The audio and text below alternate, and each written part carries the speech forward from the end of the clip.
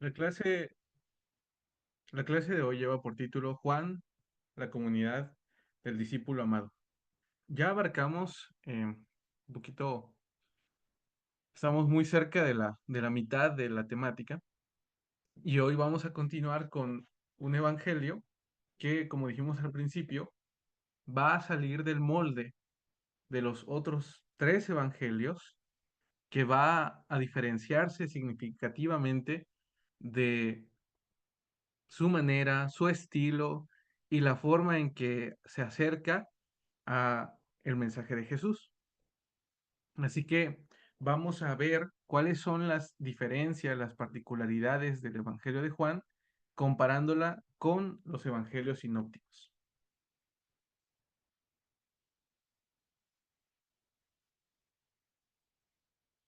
El objetivo de la clase es, permítanme un momento,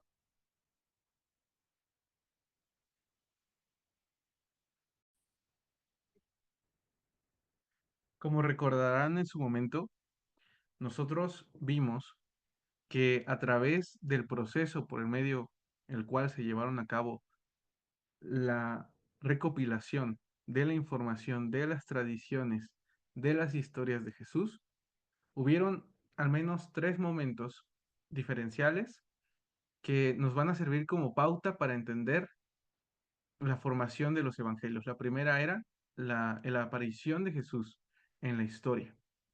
La segunda etapa es las etapas de las comunidades, donde cada una de las comunidades van a aportar sus tradiciones, sus historias, las maneras en que ven al Evangelio.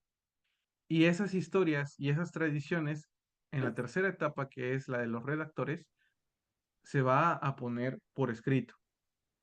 Pero nosotros vimos que varios estudiosos a lo largo del tiempo propusieron o vieron que había ciertas diferencias, y sobre todo ya acerca de nuestra época, ya en el siglo XIX, eh, pusieron los evangelios en tablas, en columnas, mejor dicho, en tres columnas y pusieron a Marcos, pusieron a Mateo, pusieron a Lucas, y se dieron cuenta que estos evangelios tenían marcadas similitudes, pero a su vez notorias diferencias. Sin embargo, el que claramente se distingue de los cuatro es el Evangelio de Juan. Es el Evangelio más distinto y por lo tanto más difícil de los cuatro. ¿Por qué más difícil? Bueno, ahorita vamos a ver un poco por qué se dificulta la lectura del Evangelio de Juan. Sin embargo, haciendo la comparativa inicial, al menos entre Marcos, Mateo y Lucas, hacíamos ciertos ejercicios donde algunas historias, Marcos las cuenta de alguna manera, Mateo añade ciertos detalles y podemos diferenciar esos detalles de Lucas, por citar un ejemplo. Pero Juan, al ser particular y al ser tan diferente y al no haber otro de su especie, de alguna manera, por decirlo de alguna manera, no hay una comparativa que podamos hacer, no hay alguna referencia más que los mismos, que los otros tres evangelios, pero al ser tan diferente, al no haber una referencia, esa dificultad literaria inicial ya nos pone a este evangelio en otra categoría. Ahora, por eso es de que este evangelio por sí mismo va a abarcar dos clases, porque en esta primera clase lo que vamos a ver es el proceso y el escritor del evangelio, y en la segunda clase vamos a ver la teología, los símbolos y todo lo que trata a grandes rasgos el evangelio de Juan.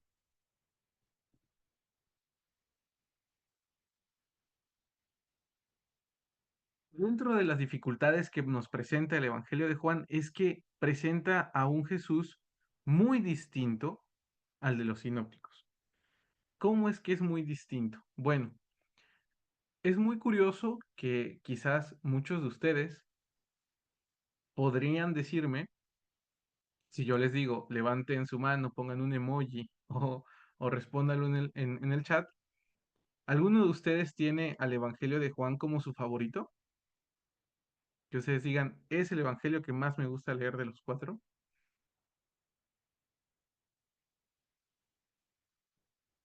Ahí levantaron la mano.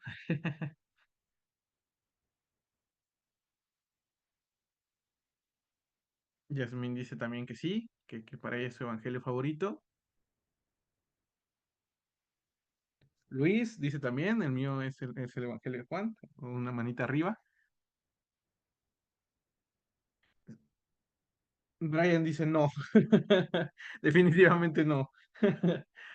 Eh, para no tardar más en esta parte, si el hermano, este, si el hermano Luis o la hermana Yasmín o quienes reaccionaron pueden compartir brevemente por qué es su evangelio favorito, me gustaría mucho que lo expresaran. ¿Por qué es su evangelio favorito? ¿Qué es lo que lo hace que sea su evangelio favorito?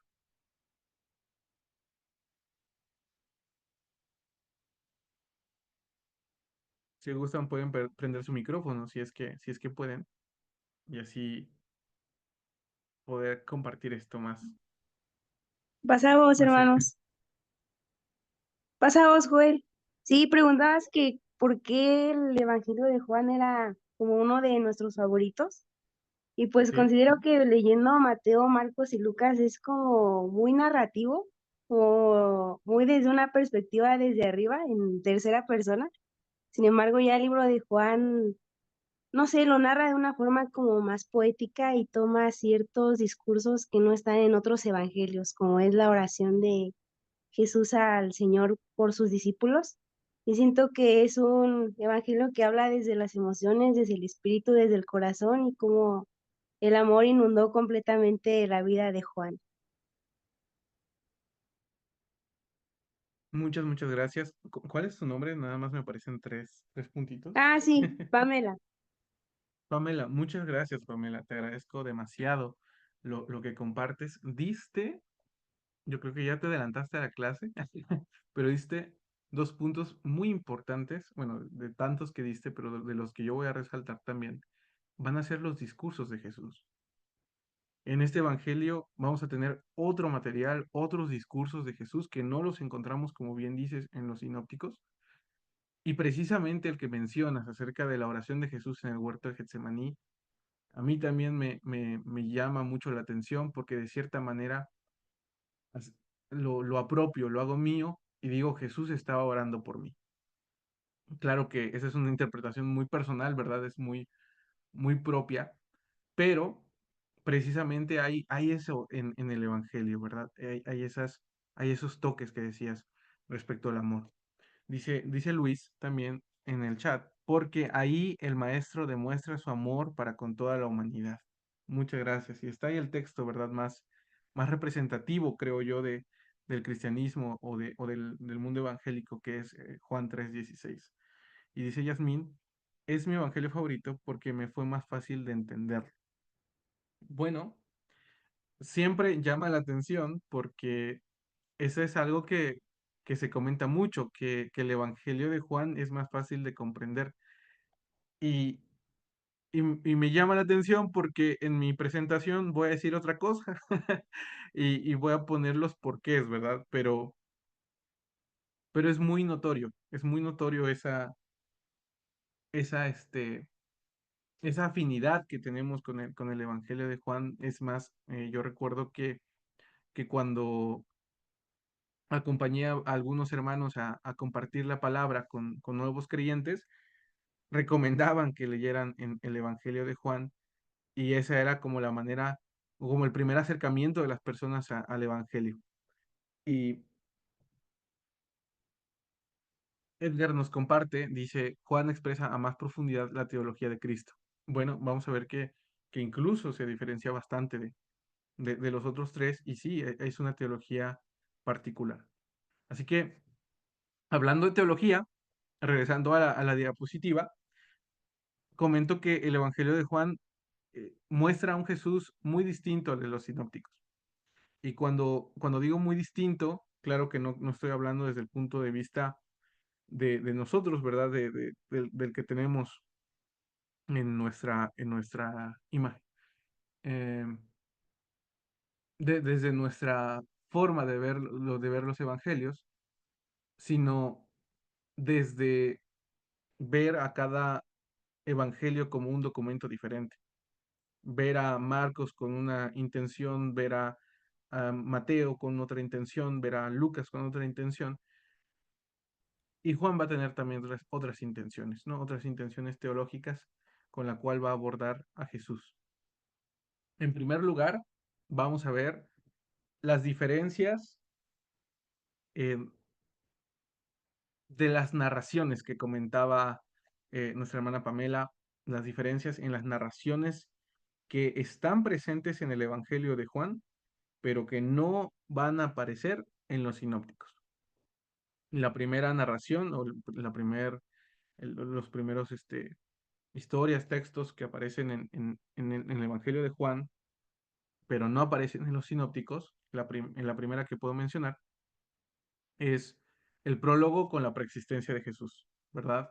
Este llamado Midrash, o muchos lo consideran un Midrash de Génesis 1, no aparece en los demás evangelios sinópticos. Como vimos, los evangelios sinópticos, si eliminamos las escenas de la infancia de Jesús, nos vamos a saltar directamente al ministerio de Juan Bautista. Pero Juan se va a ir más allá, más atrás, y él se va a ir al principio, de hecho, al inicio de la historia, y va a ser la preexistencia de Jesús con con un con un poema, podría decirlo, con una presentación muy propia de Jesús, como lo es este párrafo acerca del verbo. El milagro de las bodas de Caná, aquí menciona, ¿no? Que es el primer milagro de Jesús, pero eso no tiene una referencia. El primer milagro de Jesús va a ser de acuerdo a cada evangelista. Para Juan va a ser el milagro de las bodas de Caná.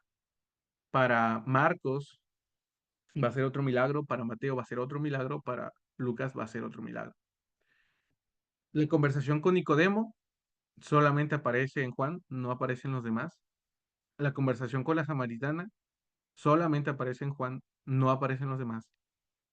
La curación del paralítico de Bethesda y lo del ángel solamente aparece en este evangelio, no aparece en los demás.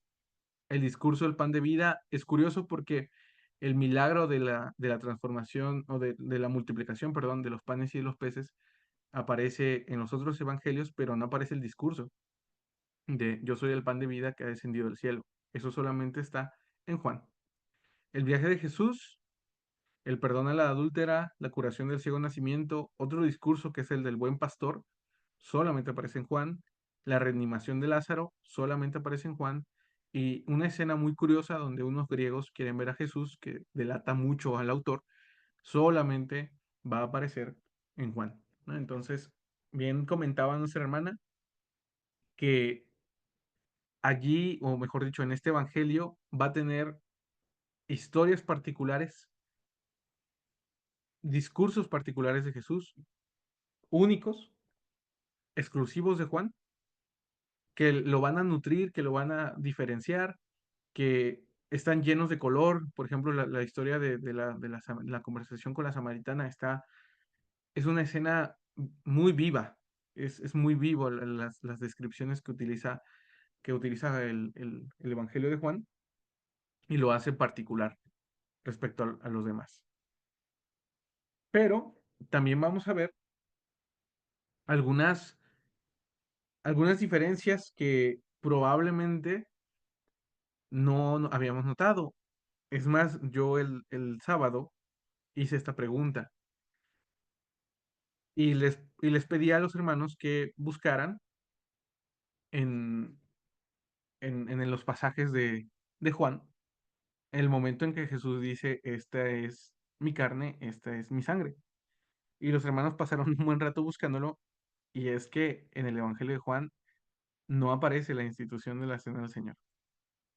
Lo que sí aparece es el lavamiento de los pies. Eso es una diferencia notable. Aparece que toman la cena, pero no aparece la frase, los discursos de Jesús que vienen, como vimos, no solamente en los evangelios, sino que también aparece en las cartas de Pablo. Allí hay una diferencia notable. Otra diferencia es que es el único evangelio que menciona la pesca milagrosa posterior a la resurrección. Los demás evangelios no lo traen, no aparece. Como vimos en Marcos, termina el evangelio con mujeres que se les ha revelado el maestro y que les dice que vayan y le digan a los discípulos que los encuentren en Galilea. Vemos otro en Mateo, a Jesús en Galilea, apareciéndose a sus discípulos. Vemos en Lucas otras escenas, pero no traen esta escena posterior a la resurrección, donde Jesús hace otra vez un milagro que trae la pesca milagrosa. Esa es otra diferencia notable. Otra diferencia notable respecto a los evangelios sinópticos es que en los evangelios sinópticos, como vimos y recordarán, se divide en tres momentos, que son el ministerio de Jesús en Galilea, su ascenso a Jerusalén y su pasión y muerte. Es todo lo que aparece en los sinópticos. Y la mayor parte del tiempo Jesús está haciendo su ministerio en Galilea y solamente una vez va a Jerusalén. Pero en Juan es distinto. Jesús siempre está en el sur, siempre está en Betania, siempre está en Jericó, siempre está cerca de Jerusalén, en la misma Jerusalén. El discurso de Jesús y su oración es en Jerusalén, contrario a los otros evangelios. Entonces, esa es otra diferencia en cuanto a la geografía. Otra de las diferencias entre los evangelios sinópticos y el evangelio de Juan es que en los sinópticos Jesús habla en parábolas. Vimos, prácticamente mencionamos todas las parábolas y vamos a tener una clase especial de parábolas. Y notamos que de hecho van a ser Mateo y Lucas quienes van a nutrir su evangelio del documento Q, del documento de los dichos, y ese documento estaba lleno de parábolas. Mientras que el evangelio de Juan no menciona ni una sola. No hay parábolas, hay metáforas. Ahorita vamos a ver algunas de ellas, pero no trae las parábolas que se menciona en los otros evangelios. En su lugar, coloca discursos complejos, y me refiero a complejos no tanto en el hecho de solamente comprenderlos, sino en su estructura. Tienen una estructura compleja, tienen una estructura bien pensada, y en algunos casos incluso rayan en lo filosófico. En los sinópticos, y aquí vienen más diferencias entre los evangelios, en los sinópticos, Marcos, Mateo y Lucas, Jesús habla acerca del reino. Jesús va a hablar de temas diversos. Le van a preguntar acerca del diezmo, le van a preguntar acerca del ayuno, le van a preguntar de cómo deben de orar, que si una persona fallece, quién va a ser su esposa después en la resurrección. Pero en Juan, no. En Juan no notamos eso, no notamos esos discursos. En Juan, lo que sí notamos es que todo se va a centrar en la persona de Jesús, que va a ser los grandes yo soy que aparecen en el Evangelio de Juan. Vamos a ver que Jesús se pronuncia a sí mismo como la vida, como el camino, como la puerta, como el buen pastor. Es decir, va a aparecer Jesús diciendo yo soy la vid verdadera, ¿verdad? Entonces vamos a ver esas diferencias dentro del contenido de los discursos de Jesús. Otra de las diferencias notables es que, de acuerdo a los evangelios sinópticos, Jesús hace milagros movidos por la compasión, mientras que en el Evangelio de Juan estas son señales, señales de su identidad y de su divinidad. Ese es un rasgo característico de Juan, que no lo vamos a estudiar en esta clase, va a ser en la siguiente.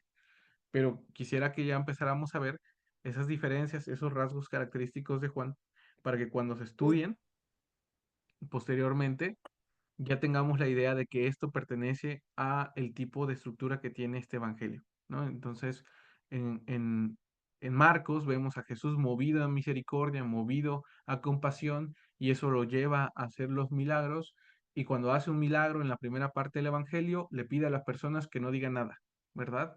Mientras que en Juan, lo que notamos es que Jesús quiere manifestar que viene de Dios, que viene de parte, que es el enviado del Padre, ¿no? Entonces, a través de sus señales, Él va a manifestar ese rasgo característico. Por otro lado, hay una diferencia en cuanto al llamado, hay una diferencia en cuanto a los requisitos de Jesús, ya que en los sinópticos, Jesús llama a sus seguidores a abandonar todo y a vivir conforme al reino. Y en Juan, el único requisito es conocerlo y creer en él, ¿verdad? Entonces, aquí hay una diferencia muy, muy marcada y me gustaría que alguien, por favor, pudiera ir al Evangelio de Marcos en su capítulo 10. Alguien, por favor, que vaya al Evangelio de Marcos en su capítulo 10 Amén, hermano. y, ¿Qué verso?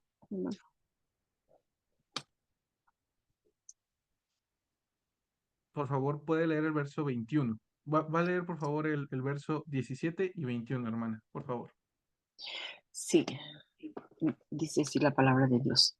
Al salir él para seguir su camino, vino uno corriendo e hincando la rodilla delante de él, le preguntó, Maestro bueno, ¿qué haré para heredar la vida eterna? Y el 21, ¿verdad, hermano? Sí, hermana, por favor. Entonces Jesús, mirándole, le amó y le dijo, una cosa te falta, anda, vende todo lo que tienes y dalo a los pobres, y tendrás tesoros en el cielo, y ven, sígueme tomando tu cruz. Muchas Amén. gracias, hermano. Entonces, de acuerdo a esa lectura, ¿cuál es el, por así decirlo? Porque no es así, pero estoy siendo muy drástico en estas expresiones para marcar las diferencias, ¿no? En cuanto a contenido. Pero por decirlo de esa manera, ¿cuál es la condición, cuál es el requisito para la vida eterna, de acuerdo a este pasaje?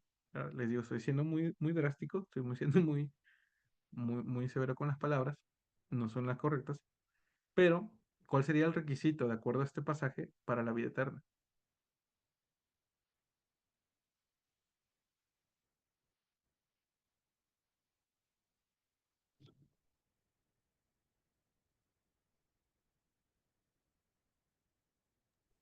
Que vendiera todo lo que tenía y que se lo diera a los pobres. Sí, así, hermano. Sí, o sea, tal cual.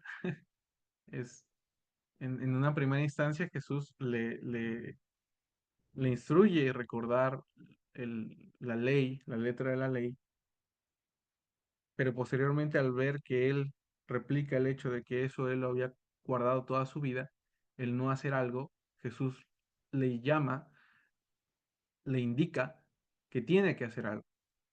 Y su accionar debe ser vender todo lo que tiene y darlo a los pobres. Esa es la condición para él, para este joven, de, de, de recibir la vida eterna. Así de drástico. Abandonarlo todo y entonces vivir conforme a los valores del reino. Pero en Juan vamos a verlo desde otra perspectiva. Alguien, por favor, otro hermano, otra hermana, que pueda leer Evangelio de Juan, capítulo 17 y el verso 3.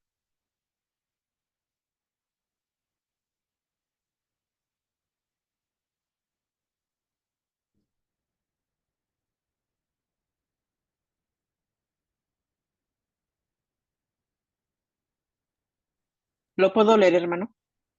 Ah, adelante, hermana, sí, sí, sí. Y esta es la vida eterna, que te conozcan a ti, el único Dios verdadero, y a Jesucristo, a quien has enviado.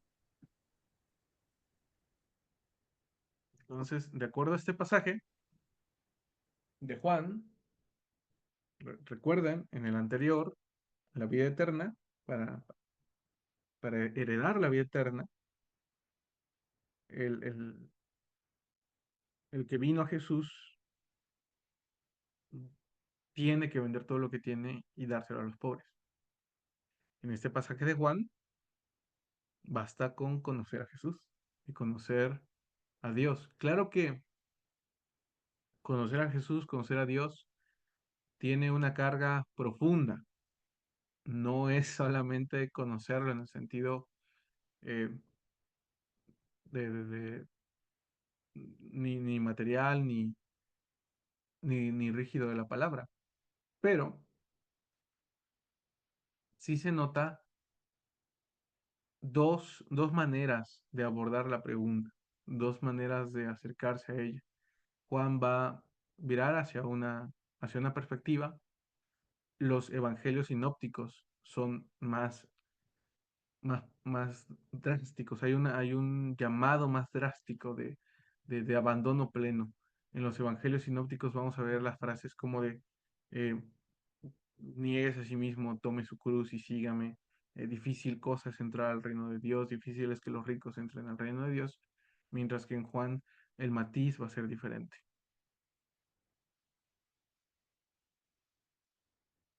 Otra de las cosas, otra de las diferencias notables es que, por ejemplo, en ese mismo pasaje que veíamos, cuando la persona se acerca a Jesús, le dice, Maestro bueno, ¿qué debo hacer? Y Jesús le responde, ¿por qué me llamas bueno? Ninguno hay bueno, sino solo Dios. Y es que en los evangelios sinópticos lo que vamos a ver es una cristología baja.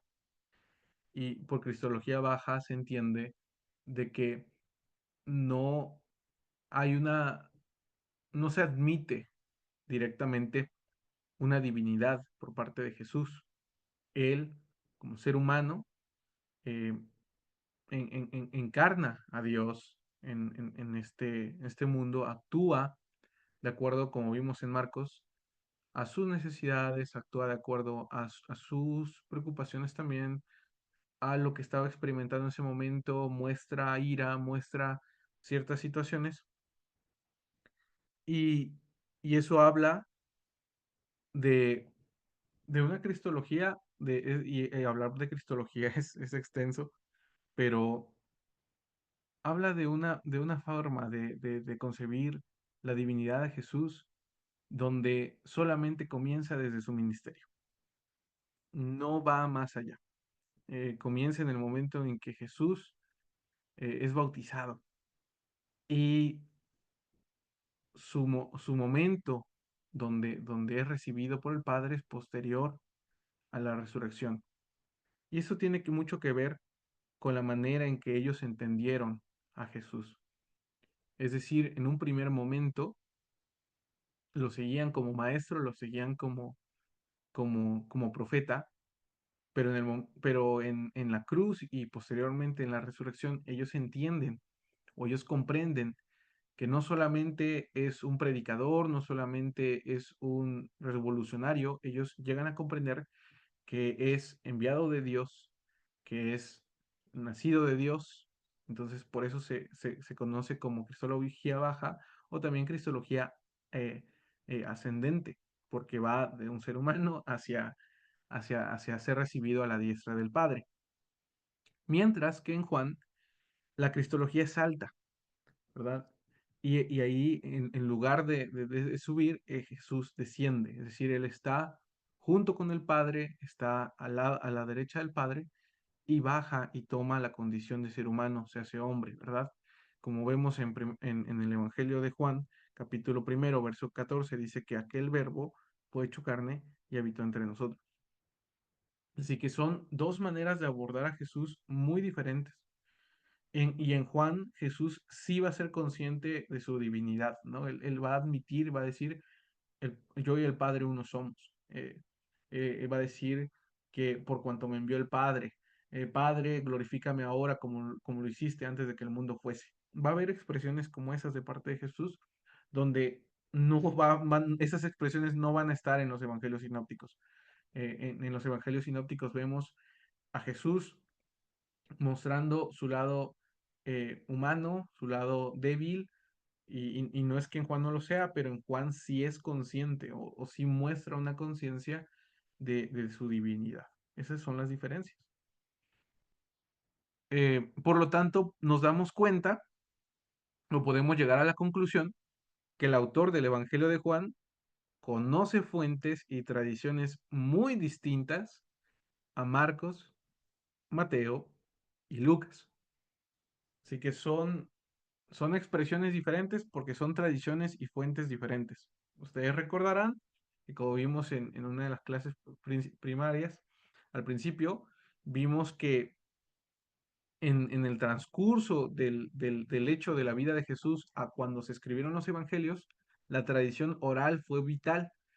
Todas las historias de Jesús se transmitieron de manera de persona a persona, de forma oral, y esas fuentes y tradiciones, algunas no las conservamos, otras sí se conservaron, y las de las que se conservaron, algunas quedaron por escrito.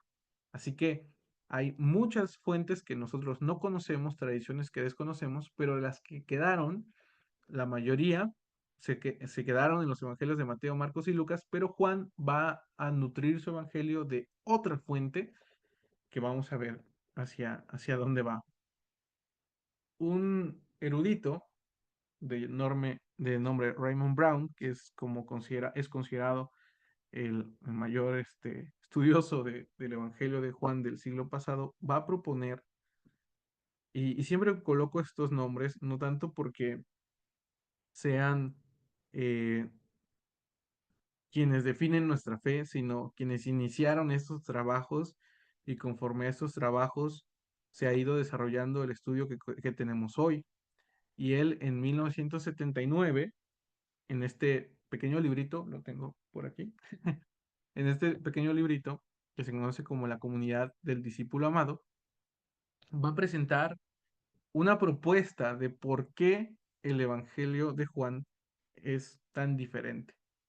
Y él va a proponer que para poder entender el Evangelio de Juan, debemos primero entender la comunidad en la que se escribe este Evangelio.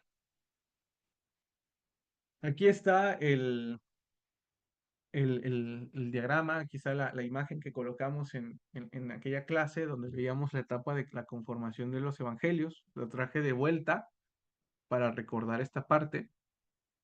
Y aquí, en esta segunda etapa, es donde o donde estamos entrando nuestra conversación.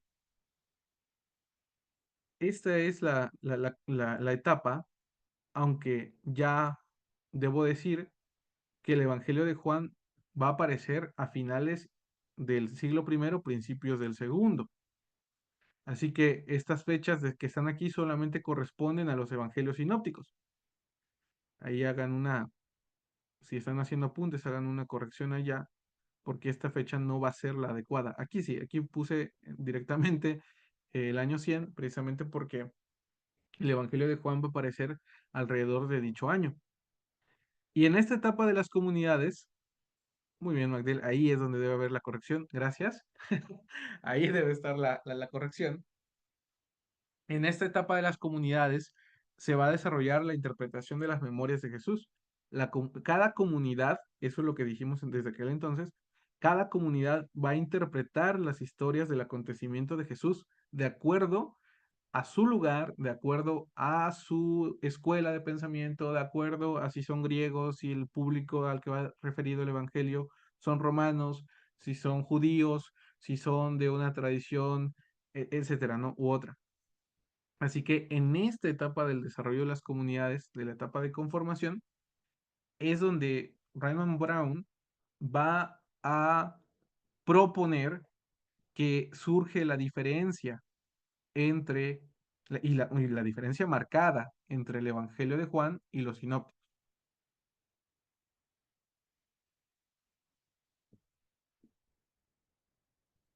¿Cuáles son entonces?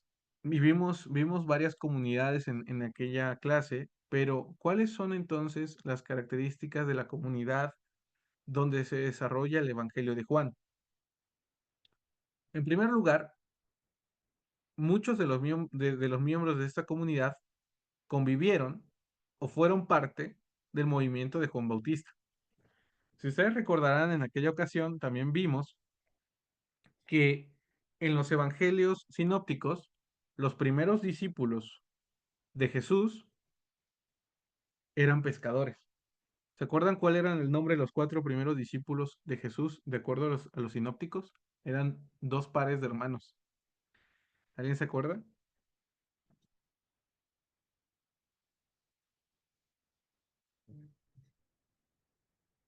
Andrés y Simón, Jacobo y Juan. Ah, no, me equivoqué en el nombre de su hermano de Juan. Sí, Jacobo o Santiago, ¿verdad? Es, es el equivalente, de hecho. Eh, Sin embargo, en el Evangelio de Juan no son ellos. Solamente se repite 2 nombres, que van a ser Pedro y Andrés. Y se van a añadir otros 2 discípulos que no aparecen en esta historia. Y esos van a ser Felipe y Natanael. Y no los va a encontrar Jesús en la orilla del mar de Galilea, sino que los va a encontrar como parte del movimiento de Juan Bautista. Veíamos que uno de los motivos por los cuales hay esa diferencia de narración es porque en la época en la cual se escribe el Evangelio de Juan es precisamente porque hay un debate acerca de si, todavía hasta ese entonces estaba el debate si Jesús al ser bautizado por Juan era menor que él. Y había y hay en algunos lugares, en aquel entonces sobre todo, evidencia de que había todavía seguidores de Juan Bautista que precisamente todavía no reconocían a Jesús como superior a Juan, lo comprendían como maestro, pero seguían pensando en Juan Bautista como líder del movimiento. Así que también se ve esa evidencia en esta parte, de que había miembros de la comunidad de Juan que habían salido del movimiento del Bautista. Otra de las características de dicha comunidad es que sus miembros tienen una mentalidad helénica, por eso el uso de símbolos y metáforas propias. Vamos a ver allí que por eso es de que prescinde de las parábolas, que es una manera muy habitual en la literatura judía, y va a preferir hablar en símbolos, que también los hay en la cultura judía, pero la manera en que los presenta se asemeja más a la mentalidad helénica. Otra característica de esta comunidad es que otro grupo importante que la conformaba era el grupo de los samaritanos. Y también recordarán de que, y precisamente lo mencionamos hace un momento, que la historia de la mujer samaritana solamente aparece en el Evangelio de Juan, no aparece en los demás, solamente pertenece a esta tradición. La historia de los 10 leprosos es de esta tradición, donde el que regresa es samaritano, y la del buen samaritano, pues es también exclusiva eh, Perdón, esa no pertenece a esta tradición, eso es cierto. Esa también aparece en Lucas. Eh, esa no es propia de Juan, pero las otras dos sí. Sin embargo, si alguien lee, por favor, Mateo 10 5 al 6, notaremos una marcada orden de Jesús, una particular orden de Jesús en comparación con la narración de la samaritana. ¿Alguien tiene este pasaje, por favor, que le pueda dar lectura? Mateo 10, de 5 al 6. Lo leo, hermano, pasos. Adelante, hermano David. Dice, Jesús envió a estos 12 con las siguientes instrucciones. No vayan a las regiones de los paganos ni entren en los pueblos de Samaria. Vayan más bien a las ovejas perdidas del pueblo de Israel. ¿Hasta dónde, hermano? Perdón. Hasta ahí 5 y 6, hermano. Entonces aquí Ok. hay una controversia, ¿verdad? Porque precisamente vemos a Jesús que no solamente va a Samaria, sino que platica con una mujer, la convence y esa mujer va y le cuenta a todos. Y dice el pasaje que regresan y todo lugar se convierte. Pero de acuerdo a Mateo, cuando Jesús manda a los 12 discípulos, eh, les advierte y les dice, no vayan con los samaritanos, sino vayan con las ovejas perdidas de la casa de Israel. Ahora, de acuerdo a la clase que tuvimos con Anuar, el Evangelio de Mateo, ¿para quién va dirigido? ¿Se acuerdan?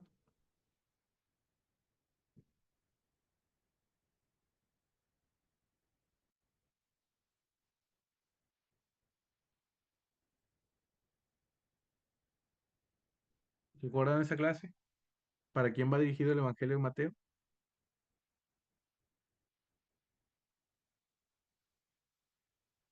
Los judíos, Sí, para una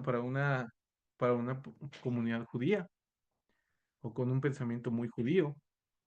Así que tiene todo el sentido, exacto Luis, que prefiera que le dé prioridad Mateo en su texto a un llamado de Jesús de solamente comunicar un mensaje para los judíos, ¿no? Posteriormente se ha modificado, pero en una primera instancia tiene esa advertencia que varía con la narración de Juan. Pero, ¿qué es lo que nos permite ver?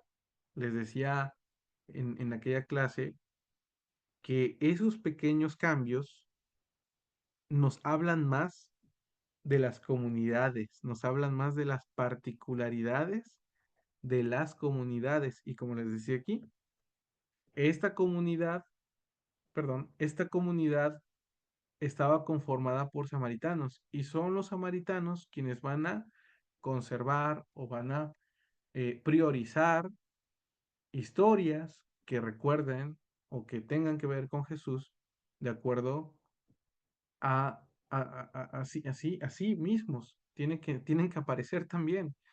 Y por eso es de que es importante ver esas diferencias porque nos habla más de la comunidad que del relato propio. Así que Raymond Brown va a proponer o va a decir que esta es una comunidad por propia naturaleza extraña.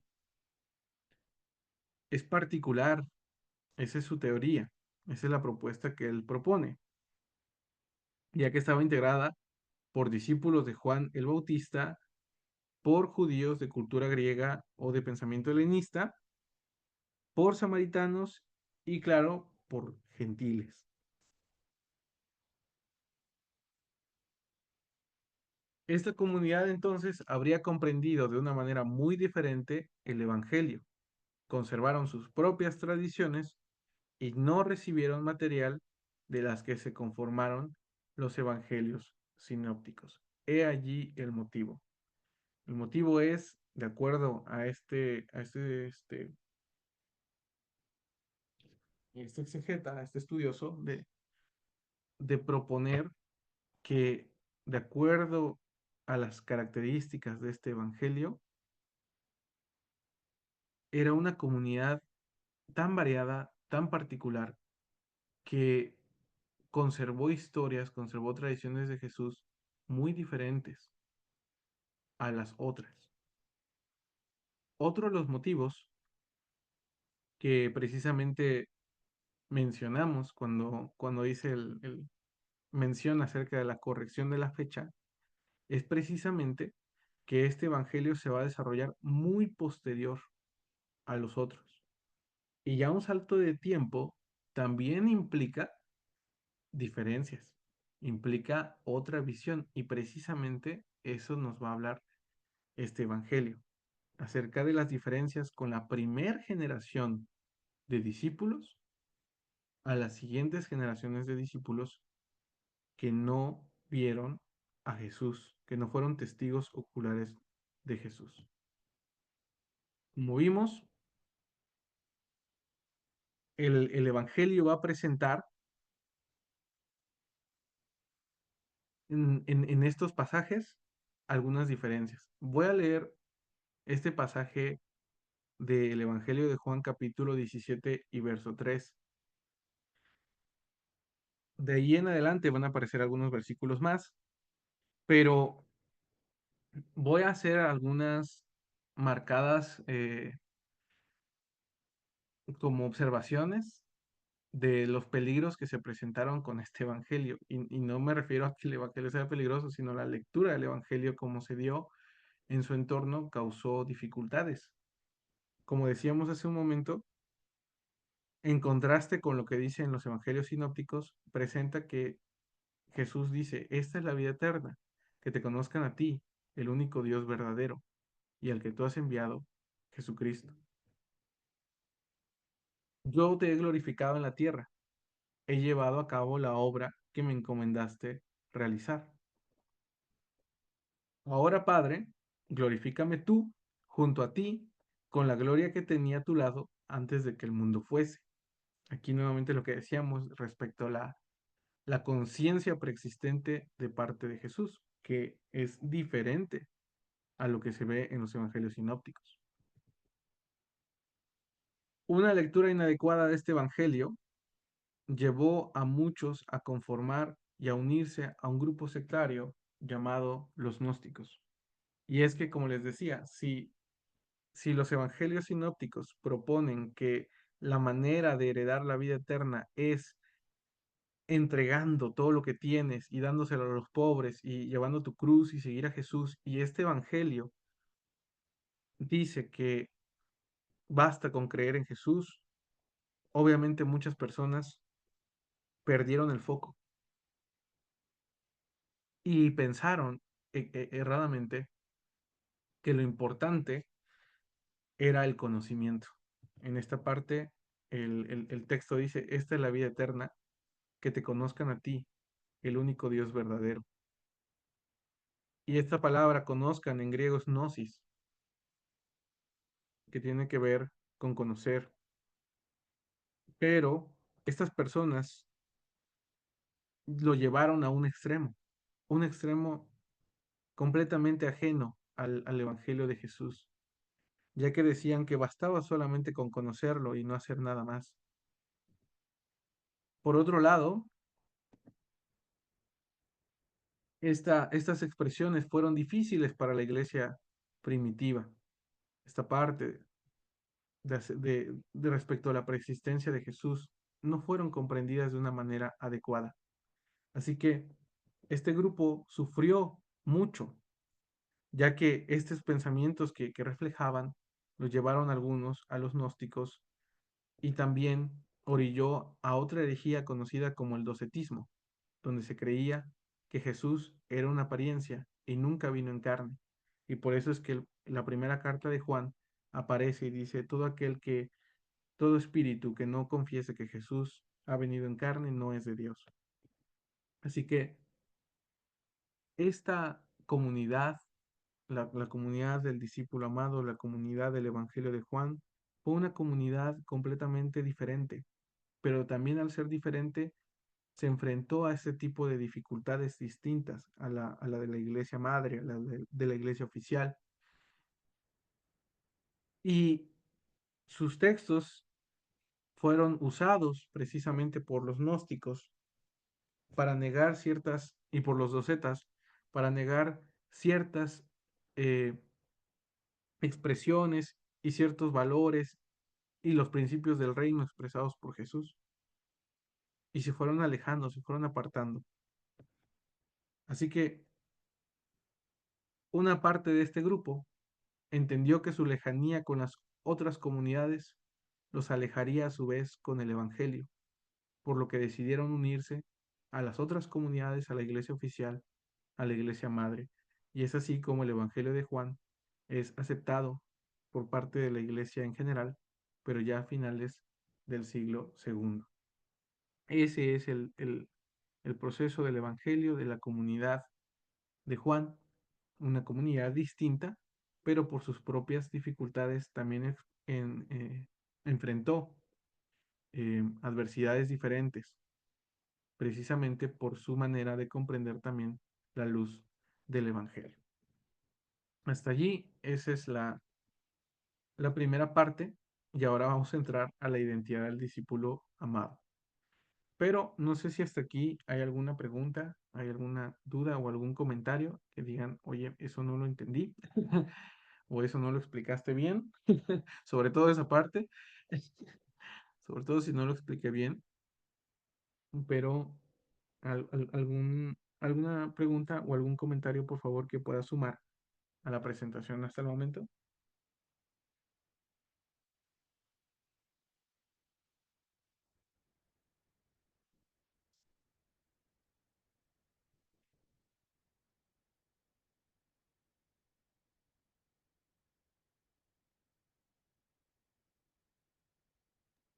Hola, Joel. De mi parte, creo que todo bien. Apreciar que fue una comunidad diferente nos permita, al menos personalmente, comprender ya de entrada bastante del por qué las expresiones, el uso de símbolos y el enfoque que tenía, ¿no? Desde el ejemplo que pones de decir, ¿por qué tanto énfasis en la carne? Ah, bueno, pues es que había una secta de tal forma y te permite comprender mucho la raíz. Por otro lado, bueno, por eso te agradezco. Y por otro lado, me gustaría preguntarte, ¿me ayudas otra vez a ubicar únicamente con la fecha? Me ayudaría mucho si nos pudieras dar como un contexto de la fecha en la que este libro es escrito o descubierto. Bueno, más que nada escrito, en términos, por ejemplo, del Nuevo Testamento. Entiendo que es mucho después de los otros evangelios, y en términos, por ejemplo, de cartas paulinas, así, fue como también contemporáneo, antes, después, por favor. Sí, sí, claro. Muchas gracias, Brian. Este, sí, es importante esta parte de que comentas acerca de la cronología, ¿verdad? De los textos, porque cuando nos damos cuenta, como bien dices, que algunos escritos eh, fueron antes, fueron previos, nos da mayor luz, ¿verdad? Por ejemplo, se estima que la carta eh, más tardía del Nuevo Testamento va a ser las cartas, la segunda carta de Pedro, por poner una idea, ¿no? El Apocalipsis no es el último texto que se escribe. De hecho, van a ser las cartas de Juan posteriores al mismo. Así que aproximadamente comentaba que en torno al año 100, a finales del siglo primero, principios del siglo segundo, va a aparecer este evangelio. Y ahorita lo vamos a ver también porque eso es importante respecto al autor, que es el discípulo amado. Pero ya los otros tres evangelios se habían escrito, las cartas originales de Pablo, las auténticas de Pablo, fueron muy antes, fueron previas a su martirio, que se data entre el año 62 y 64, y ya las cartas apostolares de Pablo ya aparecen también en torno alrededor de los evangelios, que tienen que ver con, este, con la carta que se escribe a Timoteo, que se escribe a Tito, si mal no recuerdo. Y estas cartas se ve una iglesia ya organizada, y eso no ocurrió durante la vida de Pablo. Durante la vida del apóstol Pablo, la iglesia no estaba organizada.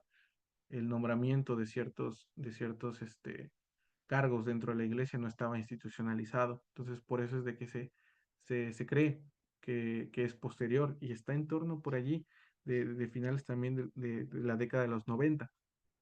Así que este evangelio va a aparecer allí y como mencionaba, las cartas juaninas nos van a dar lo que tú decías, ¿no? Esta lucha que hubo como resultado de esa visión de Jesús, donde se aprecia la lucha con la carne y no tiene que ver con el cuerpo físico, sino tiene que ver con todo aquello que es ajeno a Dios, ¿no? Entonces, ellos sí van, pero los docetas sí van a tener un problema con lo físico, los docetas sí se van a aferrar a esa idea, porque para ellos y para los gnósticos en general, el cuerpo era malo y todo lo material era impuro, era inútil. Entonces Jesús era solamente una apariencia. Dice Edgar, bueno, de mi parte no se abre más el acercamiento a este libro, nos brinda una comunidad más sectarista y grupales en lo de la doctrina gnóstica. Gracias, hermano. Sí, es el detalle. También no quisiera como que lo lleváramos hasta el sectarismo respecto al pensamiento de este evangelio, porque pues no lo es. Sin embargo, sí corrió ese peligro. Esa es la mención importante a destacar. Ese fue el peligro que atravesó este evangelio, ¿verdad? El que, y ahorita lo voy a mencionar, el que grupos sectarios se adueñaron de él al principio. Fue, es la gran lucha que tuvo el evangelio de Juan al inicio, hasta que por fin miembros o parte de la comunidad se unen a la iglesia, a las demás comunidades. Yo menciono la iglesia madre, la iglesia eh, oficial, por mencionarlo de alguna manera, porque en realidad no había como tal, lo que había eran varias comunidades, entonces se unen a las demás comunidades y entonces su texto también es aceptado por ellas. Así que de esa manera pues se apartan de ese movimiento sectario que se comenzó a gestar en la década, perdón, en el siglo segundo. Así que vamos a entrar a la identidad del discípulo amado.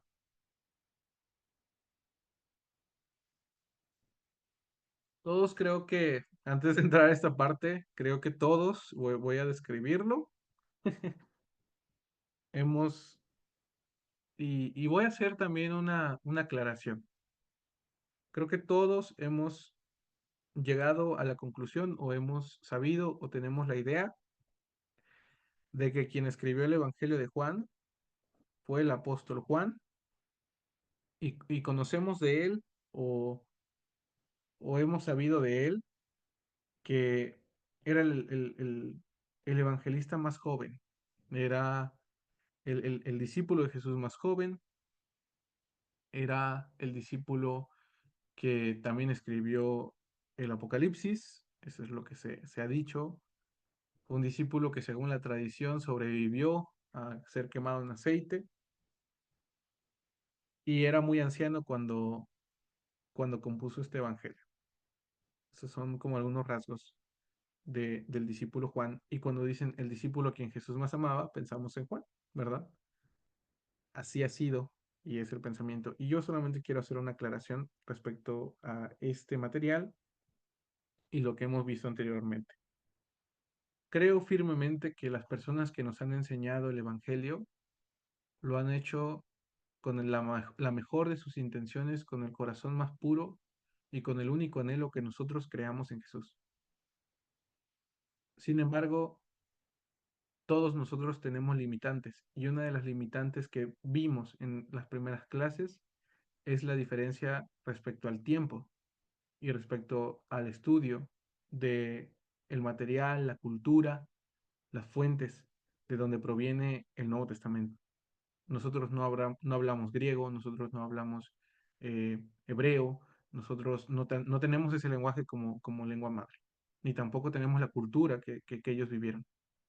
Así que si nuestros hermanos, si nuestros papás, Si nuestros pastores nos enseñaron algo, fue porque tenían el puro deseo de que nosotros siguiéramos a Jesús y nos enseñaron estas cosas. Sin embargo, ahora tenemos acceso a otra información y esa información no suprime el anhelo de ellos de que nosotros sirvamos a Jesús y que nos entreguemos a la fe. Luz, una mayor perspectiva de, de lo que tenemos en nuestras manos. Y entenderlo, como bien decía Brian, entenderlo nos hace resaltar esas cosas que tal vez no hacían match, no hacían juego, ¿verdad? Con lo que sabemos. Así que esa es la propuesta también, ya no solamente de Raymond Brown, sino ya voy a mencionar algunas otras, acerca de este evangelio. Fue Ireneo de León quien, para resaltar esta obra, atribuyó la personalidad del discípulo amado al apóstol Juan. ¿Y a qué se debe esto? Bueno, como les decía, previo a esta parte, el Evangelio fue secuestrado, por así decirlo, fue tomado, bueno, fue apropiado, es la palabra correcta, fue apropiado por los grupos gnósticos. Los gnósticos lo tenían como libro de cabecera. Así que cuando la comunidad de Juan se aproxima a las otras comunidades y es aceptado también, le tienen que dar un, un, este, un autor que le brinde validez al texto, ¿no? Que le dé la oportunidad de ser aceptado también. Y a diferencia de Mateo y, bueno, particularmente de Marcos y Lucas, que fueron discípulos de los discípulos, y de Mateo, que fue un discípulo no tan cercano a Jesús de acuerdo a los evangelios, Juan termina siendo una figura prominente. Es de acuerdo a los sinópticos, uno de los primeros discípulos. Así que al darle Ireneo de León, al atribuirle al apóstol Juan este evangelio, le dio la oportunidad de permanecer en las comunidades y de ser más difundido. Eso brindó su aceptación. Entonces es Ireneo de León en su obra Contra las herejías, donde va a mencionar que va a ser Juan el apóstol quien lo escribió. Como vimos en su momento, Papías de Hierápolis, Papías de Hierápolis fue quien le atribuyó el Evangelio de Mateo y Marcos a estos autores. El canon de Muratori le atribuyó a Lucas su escritura y va a ser Ireneo de León quien le va a atribuir a Juan ser el autor de este evangelio y por eso sus nombres. Pero, dato curioso o dato a resaltar, es que al principio ninguno de estos evangelios tenía lo que tenemos ahora como por título, Evangelio según Marcos, según Mateo, según Lucas, según Juan, no lo tenían. Eso es importante resaltar, no aparecían esos títulos en ninguno de los evangelios. Es más, no aparecían ni versículos ni capítulos. Eso también es bueno, es importante de notar. Por eso en una ocasión les comentaba que si tienen la oportunidad de sentarse a leer el texto de corrido, háganlo, porque en su origen no tenía nada de esto. Era el texto puro. Posteriormente fueron ellos quienes le colocaron los títulos mejor dicho, le atribuyeron a los evangelistas estos nombres, a los evangelios estos nombres de personajes que aparecen en el Nuevo Testamento. Y posteriormente los copistas le fueron colocando Evangelio según, y ya en las Biblias católicas según San Marcos, según San Mateo, y ya en nuestras Biblias según Mateo, según Marcos. ¿Alguien levantó la mano? ¿Sí? Yo sí quería preguntar que si el libro de Juan se refiere a los tres, porque no es la primera de Juan y segunda de Juan, o cómo es. De hecho, sí, van a ser autores diferentes. Ahorita lo vamos a ver, pero me estoy refiriendo en este momento solamente al Evangelio de Juan. Posteriormente, primera, segunda y tercera de Juan pertenecen a otro grupo de textos, pero sí los autores, ya de lo adelanto, son distintos, son diferentes. Probablemente lo toque en un momento de esta reunión, pero sí, muchas gracias por la observación. En este momento solamente me estoy refiriendo al Evangelio de Juan. Ah, ok, Ya que se muchas gracias. escribió, sí, gracias a ti por la pregunta, fue muy conveniente, porque precisamente Ireneo sí hace mención del Evangelio, ¿no? Entonces, ahorita vamos a ver a un autor que va a mencionar algo diferente, ¿verdad? Y muy cercano a la época. Ya que se escribió a principios del siglo II, como les decía hace un momento, ¿verdad? Finales del primero, principios del segundo, para poder atribuirle este evangelio al apóstol Juan, se creó dentro de la iglesia la leyenda de que él había sido el apóstol más joven de Jesús. Y pongo aquí leyenda como una manera de expresarlo, porque es más, en ninguna parte del texto dice eso. En ninguna parte de los evangelios aparece eso. Eso es algo que se le da, que se asume, porque dicen, bueno, si se escribe a principios del siglo segundo, finales del primero, eh, Juan debió tener como 16, como 15, 16 años cuando conoció a Jesús, que no suena descabellado por la época, porque pues desde muy pequeños se instruían en esto, pero sí es difícil de que una persona dure tanto tiempo en vida. Y precisamente más en aquella época, se le da esta historia de la ancianidad de Juan como para darle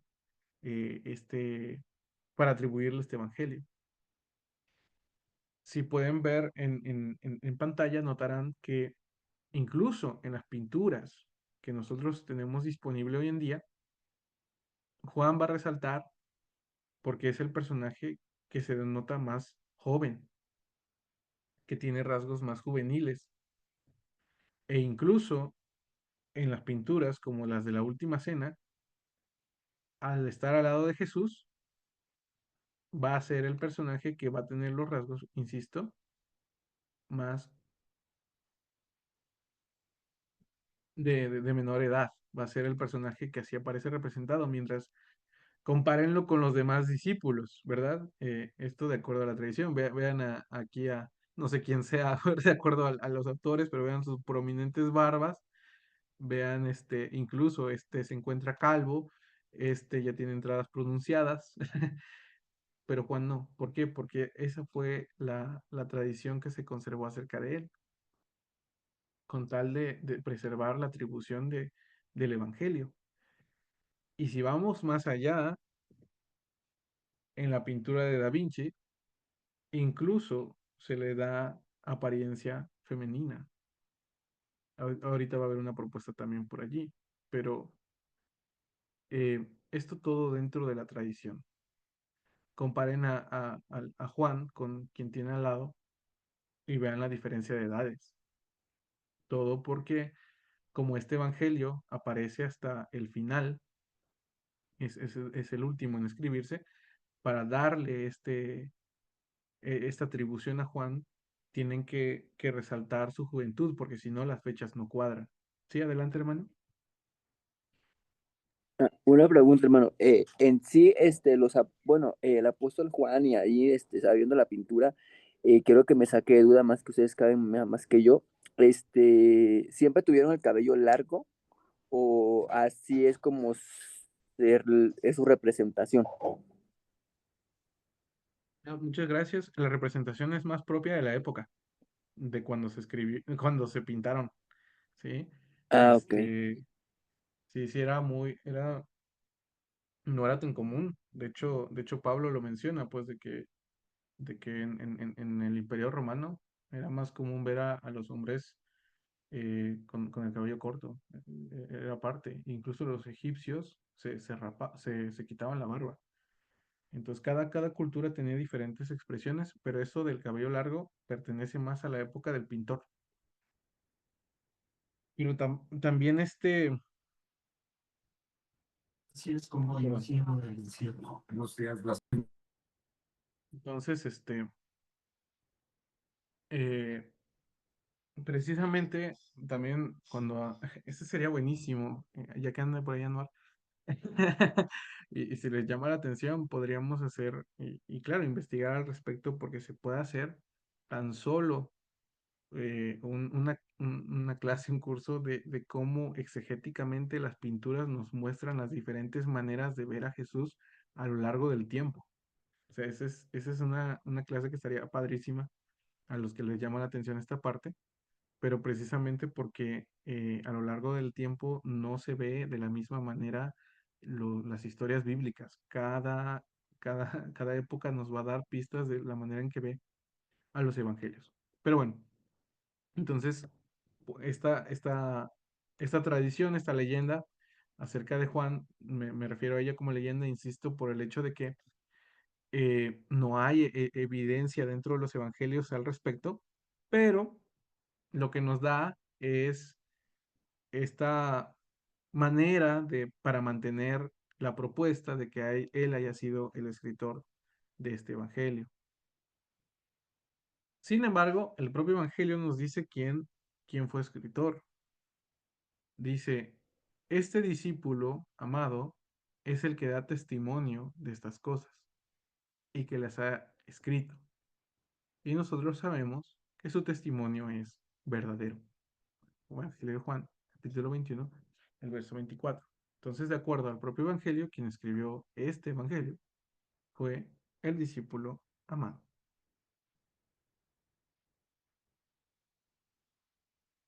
Aceptar la postura tradicional de Ireneo nos arrastra a un problema, ¿verdad? Lo mencionaba hace un momento. El primero es, y creo que por aquí está. Ah, sí, aquí está.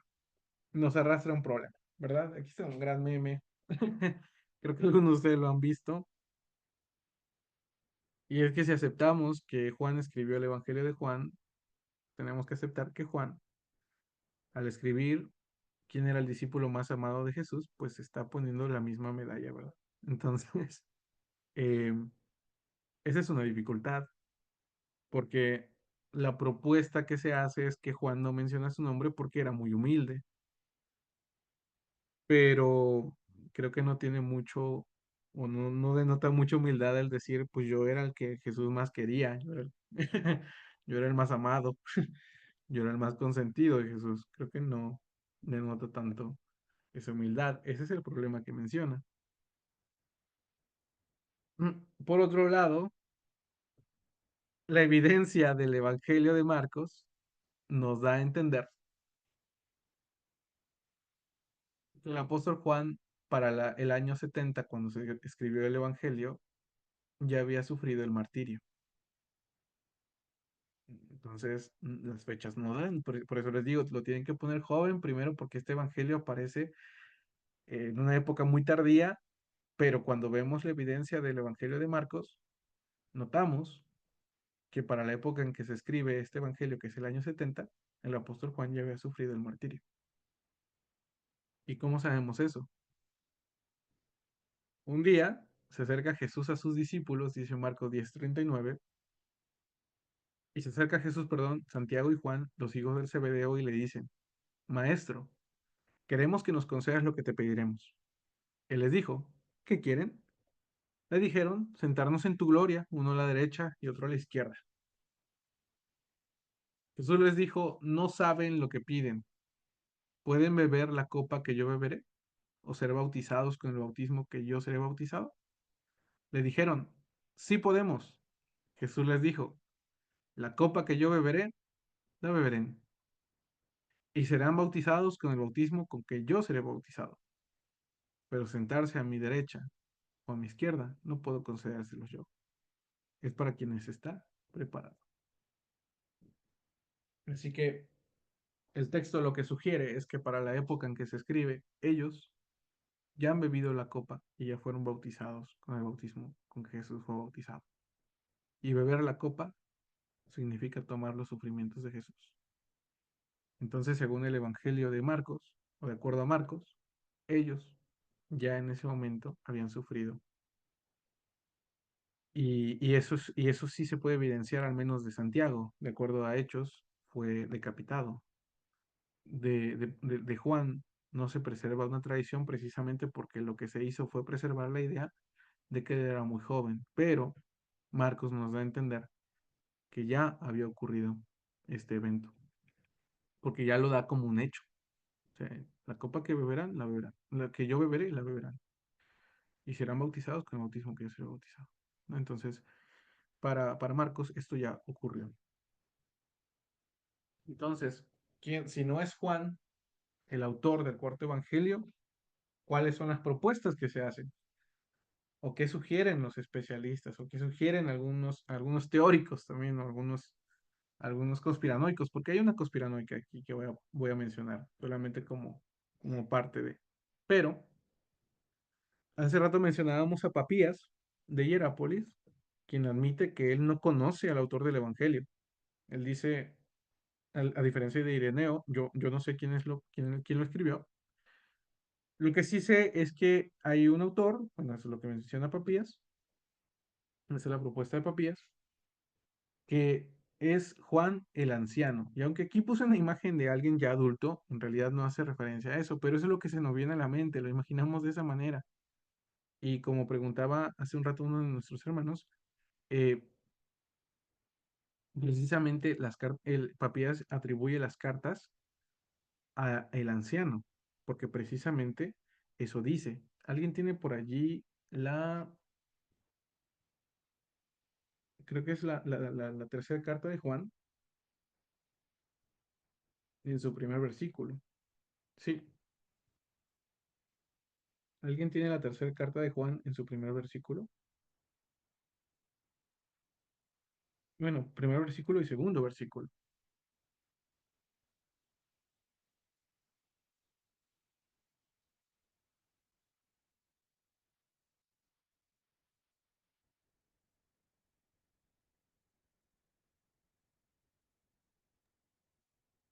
Y hermano, dice tercera carta de Juan, versículo 1, el anciano a Gallo, el amado a quien amó en la verdad. Amado, yo deseo que tú seas prosperado en todas las cosas y que tengas salud, así como prospera tu alma. Muchas gracias. Ahí dice el anciano a Gallo. Y muchas veces nos hemos ido con la idea de que anciano se refiere a una persona de edad avanzada. Sin embargo, el autor de las cartas de Juan se identifica a sí mismo como anciano, lo cual no hace referencia solamente al hecho de una edad, sino más bien a su cargo en la iglesia como presbítero. Esa es la palabra que aparece en este texto, el presbítero, que es un anciano, un anciano de la iglesia, ¿verdad? Entonces no es necesariamente el hecho de ser anciano en años. Así que para Papías, este autor no es el apóstol Juan, sino es otro Juan, y es que en la época de los evangelios, el nombre Juan es, al igual que hoy, al igual que otros nombres como Pablo, Pedro, tan como María, son nombres tan comunes como lo eran en aquel entonces. Entonces, en los evangelios vemos a varios Juanes, Juan Bautista, Juan el Apóstol. eh, entonces, no es un nombre que se le dé solamente a una persona, sino que varias personas llevaban este nombre. Así que se distinguían, le ponían un sobrenombre, le ponían un apodo para poder diferenciarlo. Por ejemplo, Juan de Patmos no es el mismo, Juan el Anciano no es el mismo, eh, y Juan el Apóstol tampoco es el mismo, Juan Bautista no es el mismo, ¿no? Son diferentes personas que llevan el mismo nombre de Juan, y para Papías, el mismo que escribió las cartas, escribió el Evangelio. Pero esa es la diferencia, que él admite que él no conoce quién lo escribió, pero propone que las cartas sí llevan por sobrenombre al anciano. Entonces puede ser una pista. Otra propuesta que se hace con menos fuerza, pero está latente, es que el autor sea Lázaro de Betania. ¿Y qué es lo que lo lleva a pensar de esta manera? En el Evangelio de Juan, capítulo 11, verso 3, dice, las hermanas enviaron a decir a Jesús, Señor, aquel a quien tú amas está enfermo. Jesús amaba a Marta, a su hermana y a Lázaro. Eso dice Juan 11:5. Y por último, en Juan 11:36, Jesús se echó a llorar. Los judíos dijeron, perdón, mirad cuánto le amaba. Entonces, esa es otra propuesta, ¿verdad? De que haya sido Lázaro el que escribe el Evangelio. Por otro lado, como una parte del Evangelio dice que llegaron a creer que aquel discípulo no moriría, algunos piensan que por el hecho de que Lázaro fue reanimado, él no moriría y porque ya había entrado en la vida eterna. Pero es muy difícil, de acuerdo a los estudios contemporáneos, de que se admita esto, ya que el darle un sobrenombre y después llamarlo por su nombre propio trae de algunas dificultades para el lector. Entonces, el autor parecería haber estado o estar confundiendo a los lectores y eso no es tan propio de alguien que ha pensado también su evangelio. Entonces, a pesar de que se muestra esto, no se toma con tanta seriedad de acuerdo a esta dificultad, ¿no? De que llega a ser confuso su apropiación de acuerdo a algunos estudiosos. Otra propuesta que solamente voy a mencionar, pero no por otra razón, sino porque precisamente los grupos gnósticos y otras sectas le atribuyen este evangelio a María Magdalena.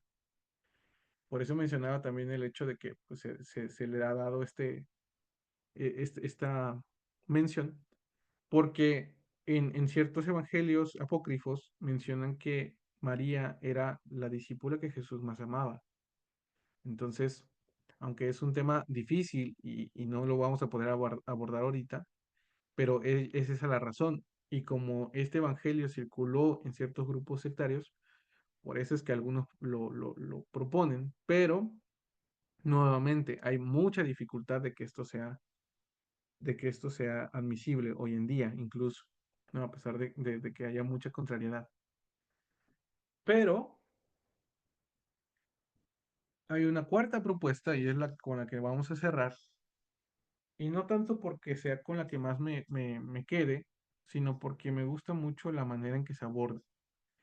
Y es que la propuesta es que sea la propia comunidad, la autoría, y por eso el título de esta clase. Y si volvemos a leer Juan 21:24,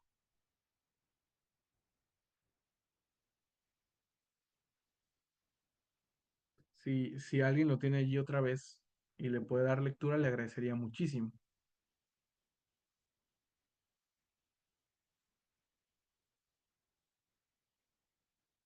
Evangelio de Juan 21:24.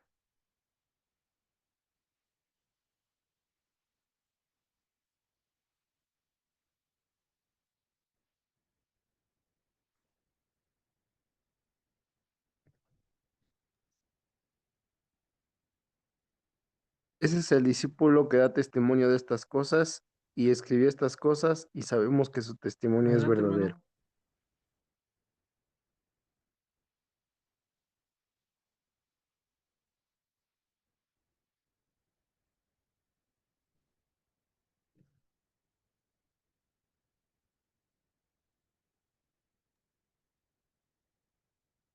Sí, adelante.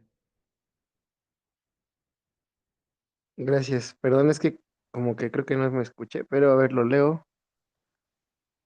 Dice, este es el discípulo que da testimonio de estas cosas y escribió estas cosas y sabemos que su testimonio es verdadero.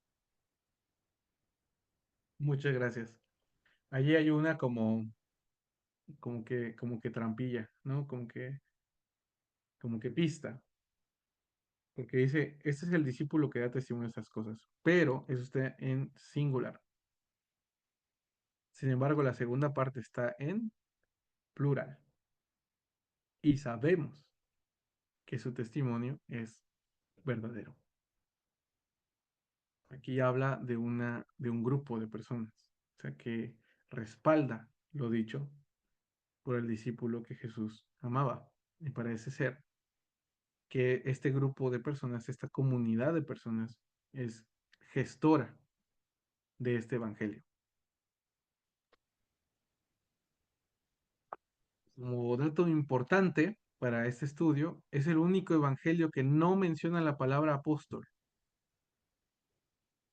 Los demás evangelios lo mencionan, pero el evangelio de Juan no menciona la palabra apóstol. ¿Por qué? Porque era un grupo extraño, era una comunidad diferente, lo que lo distanciaba del círculo de los 12. Eso resalta precisamente para la atención, ya que hay algo en la palabra apóstol que hace que no la integre en su evangelio. Y es precisamente porque el evangelio de Juan va a presentar una alta crítica a la figura del apóstol Pedro. Y va a ser constantemente el discípulo amado la diferencia o va a ser el referente de diferencia con Pedro. Va a ser el elemento que va a contrastar con el apóstol. Aquí tengo otra vez otra tabla.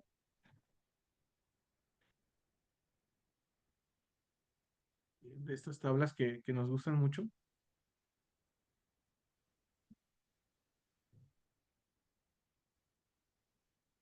¿Sí la pueden ver?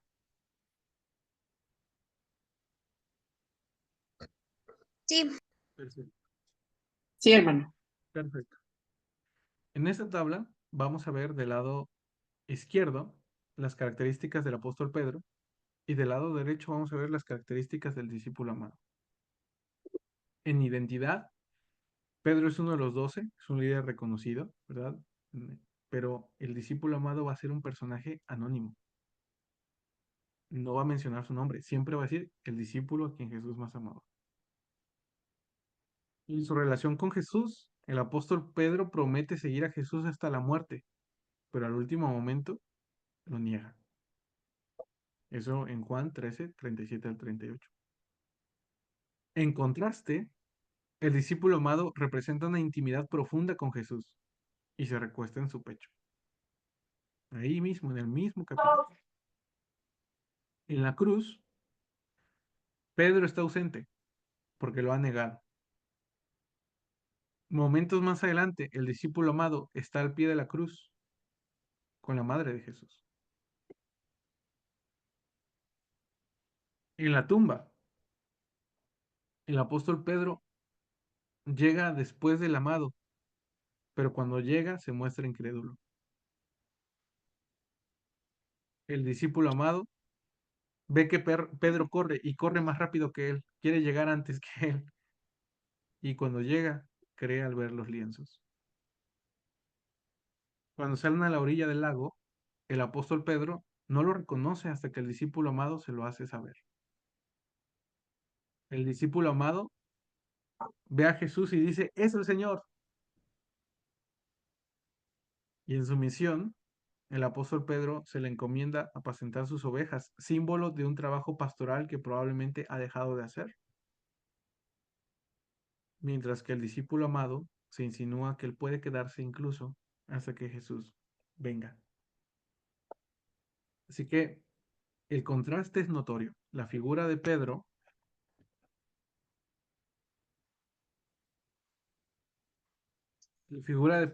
va a representar la iglesia madre, la iglesia organizada, pero que ha perdido su enfoque, o al menos eso aparenta la crítica, que necesita ser restaurada.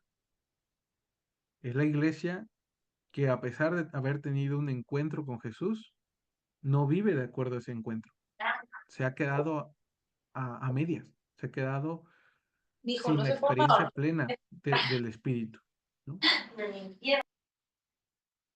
Entonces, el apóstol Pedro en este evangelio va a representar esa primera generación de testigos oculares que vieron a Jesús, pero sin embargo se niegan a aceptar una experiencia plena con él posterior, porque están constantemente anhelando que Jesús venga, hasta que Él venga, hasta que Él venga se va a hacer realidad el reino.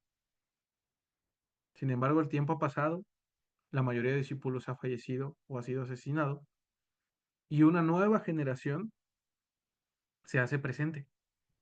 Y esa nueva generación no vio a Jesús no estuvo con él, pero cree en él, sabe de él y se quiere entregar también. Tal vez no de la misma manera, ¿verdad? No de una forma tan radical como se presenta en los evangelios sinópticos, pero cree que con el saber de Jesús, ese principio es suficiente y basta. ¿Y qué hace o qué se ve en la figura del discípulo amado? Se ve que él se acerca a Jesús, refleja una intimidad profunda. Cuando todos se van, él se queda. Cuando la tumba está vacía, él quiere ir a cerciorarse y él reconoce inmediatamente al Señor, ¿no? Aquí quisiera dar una interpretación propia, y es que el discípulo amado, yo lo puedo expresar también como un anhelo de todos aquellos que no tuvimos la oportunidad de ver a Jesús, pero un anhelo tan profundo, tan sincero, tan fuerte, tan real, de que si tuviéramos la oportunidad de estar en la cruz, quisiéramos haber estado allí, de que si hubiéramos tenido la oportunidad de ir a la tumba, hubiéramos querido correr también. Pero muy probablemente a veces somos similares a la primera generación y hubiéramos hecho como Pedro, lo hubiéramos negado, nos hubiéramos apartado o no hubiéramos querido creer.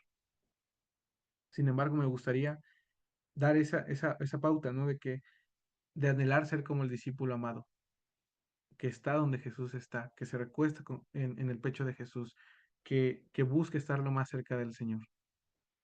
Y esa podría ser la, la regla, la pauta. Si bien puede ser un testigo ocular cercano a Jesús, sin ser parte de los 12, por eso les comentaba de que la palabra apóstol no viene, este personaje forma parte de la comunidad cuya experiencia fue recogida y fue redactada por otro.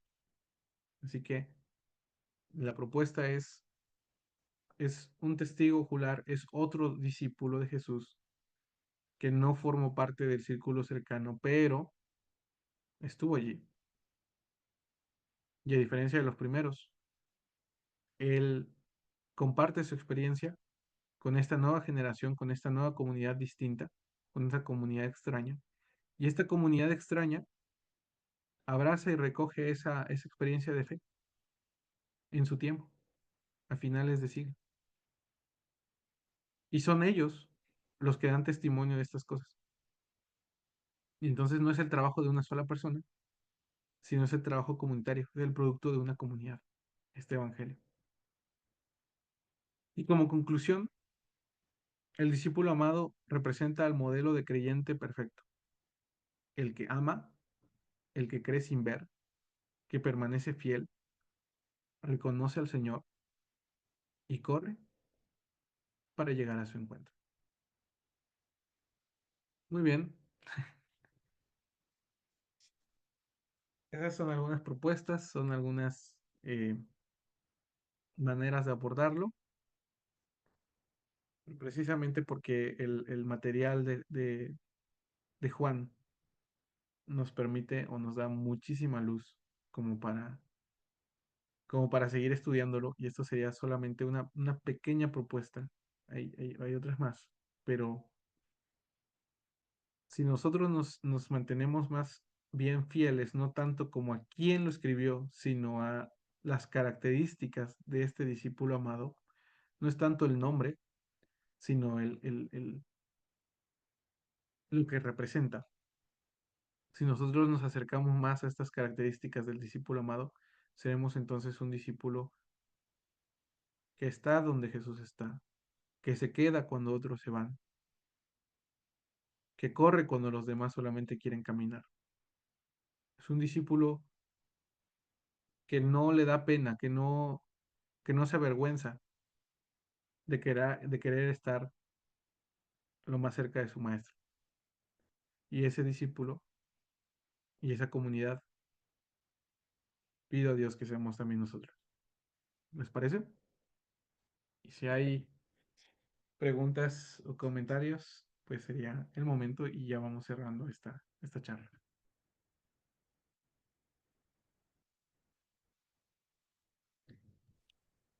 Pues yo nada más, hermano, nomás para felicitarlo porque sí, sí le entendí. Lo explicó muy bien, entendí varias cosas, ¿no? Y eso me gusta, ¿no? Entender más que nada cosas que a veces, nos dicen, ¿no? Y nomás nos lo dicen como ficticio, no tanto como que ya buscándolo con el sustento que es la Biblia, ¿no? Y eso, pues la verdad a mí sí me agradó mucho y pues más que nada agradecerle, ¿no? Y muchas felicidades. En serio, amigo. Muchas gracias porque nos permite estos momentos de reflexión más que nada.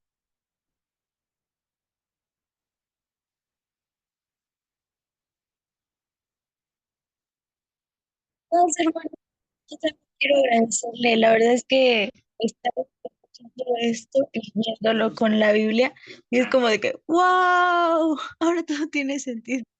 Muchas gracias. La verdad es que yo siempre creí, o bueno, lo que yo me había platicado, porque no lo había estudiado, es que según el discípulo amado era el hermano de Jesús, y yo decía, pero no he encontrado dónde dice eso.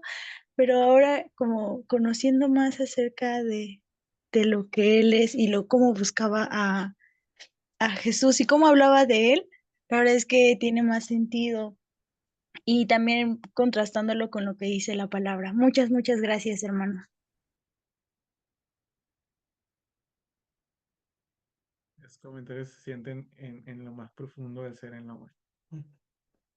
Porque es precisamente el objetivo que queremos alcanzar, ¿no? De que si hay algunas dudas, obviamente no las vamos a poder despejar todas. Es más, la intención es generar más dudas, generar más preguntas para que nos animemos a leer más el texto y eso nos lleve a conocer más a Jesús.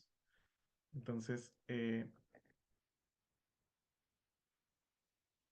es, es lo que comentas, Brian, es que precisamente parte de la labor es, es, es que hay un autor que me gusta mucho que comenta que estudiar estos temas acerca de teología es como, o la recomendación que siempre recuerdo es como estar en una isla. Y los que saben nadar saben que cuando vamos a mar profundo es muy complicado, porque las aguas nos pueden llevar, nos pueden ahogar. Entonces nos sumergimos lo más que podemos, llegamos hasta lo más profundo donde estamos, y en ese momento cuando sentimos que nuestras fuerzas ya nos dan, es mejor regresarnos a la orilla, ¿no? Regresarnos a nuestra isla. Y él menciona que esa isla es Jesús. Entonces, siempre que hacemos ese esfuerzo de profundizar en el texto, recordemos que siempre tenemos que regresar a Jesús, tenemos que regresar al Evangelio. Y por eso es que hago esos cierres, y Anuar también los hace, de que, y esos cierres son más con un corte pastoral, de acompañamiento, porque nos zambullimos, empezamos a mencionar un montón de cosas, mucha información que es importante y es relevante, pero si no llegamos a Jesús, entonces de nada va a dar servido. Pero esa es la intención, sumergirnos lo más que podamos, llegar hasta lo más profundo que podamos, pero en ese momento siempre regresar al lugar seguro. Y nuestro lugar seguro siempre va a ser Jesús.